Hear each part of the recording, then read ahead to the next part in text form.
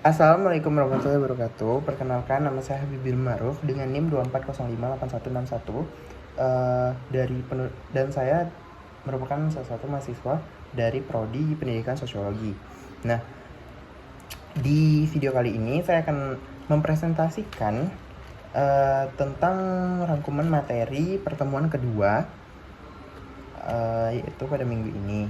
Langsung saja masuk ke penjelasan pertama, yaitu penjelasannya. Pada pertemuan kedua ini kita akan membahas mengenai konsep dasar pemrograman komputer yang meliputi pengertian bahasa pemrograman, algoritma, serta proses dalam pembuatan program komputer. Sebelumnya kita telah mempelajari sistem komputer, perangkat keras hardware, perangkat lunak atau software, dan perangkat otak manusia yaitu brainware. Sekarang kita berfokus pada pemrograman yang melibatkan algoritma untuk menulis kode program. Lanjut. Di sini kita masuk ke jenis bahasa sebelumnya. Pengantar pemrograman adalah proses menulis instruksi kode untuk memerintahkan komputer melakukan tugas tertentu. Bahasa pemrograman terdiri dari aturan sintaksis dan semantik yang digunakan untuk mengolah data sesuai alur pikir yang diinginkan. Lalu kita masuk ke jenis-jenis bahasa, yaitu yang pertama itu ada bahasa pemrograman tingkat tinggi atau high level, yaitu mudah dipelajari oleh manusia, contohnya seperti Python dan Java. Lalu yang kedua ada bahasa pemrograman tingkat menengah atau middle level, yaitu level yang di tengah, yaitu lebih kompleks, contohnya bahasa C. Yang ketiga ada bahasa pemrograman tingkat rendah atau low level, lebih sulit dipahami oleh manusia namun lebih cepat dalam mengeksekusi seperti bahasa assembly.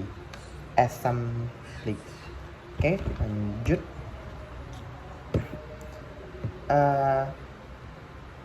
Yang tadi itu semakin tinggi tingkat bahasa yang digunakan, pemrograman semakin mudah dipahami manusia. Namun semakin rendah tingkat bahasa tersebut, semakin cepat pemrosesan yang dihasilkan oleh komputer. Kita masuk ke materi yang selanjutnya, yaitu generasi bahasa, yang dimana generasi bahasa ini terbagi menjadi 5. Langsung saja, yang pertama, generasi pertama yaitu bahasa mesin, yaitu bahasa yang dipahami langsung oleh komputer. Contohnya itu adalah kode biner 0 dan 1.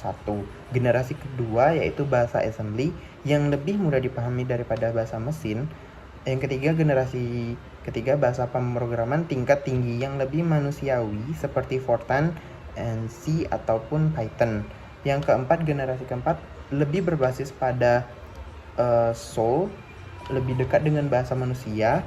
Lalu yang kelima, generasi kelima bahasa pemrograman yang lebih fokus pada pembangunan berbasis objek dan kecerdasan buatan. Selanjutnya kita masuk ke proses pembuatan program, yang dimana dalam proses ini ada 3 pembagian. Yang pertama yaitu penulisan kode. Program ditulis dalam kode sumber menggunakan text editor. Lalu yang kedua, kompilasi. Kode sumber kemudian dikompilasi menjadi bahasa mesin yang dimengerti oleh komputer. Lalu yang ketiga, yaitu yang terakhir, interpretasi atau bisa juga dilakukan melalui interpretasi yang langsung menerjemahkan perintah kode tanpa kombinasi komplikasi terlebih dahulu. Lanjut, di sini ada penjelasan mengenai algoritma. Algoritma adalah urutan langkah-langkah yang terstruktur untuk menyelesaikan suatu masalah. Salah satu contohnya adalah algoritma untuk merencanakan rute yang efisien dalam perjalanan. Langkah-langkah dalam algoritma harus terperinci atau jelas agar dapat diikuti oleh komputer dengan benar. Contoh algoritma sederhana adalah menyiapkan bahan-bahan terlebih dahulu, memotong bahan yang diperlukan, memasak sesuai urutan. Algoritma harus disusun secara sistematis atau tersusun dan terstruktur agar dapat dieksekusi dengan benar oleh komputer.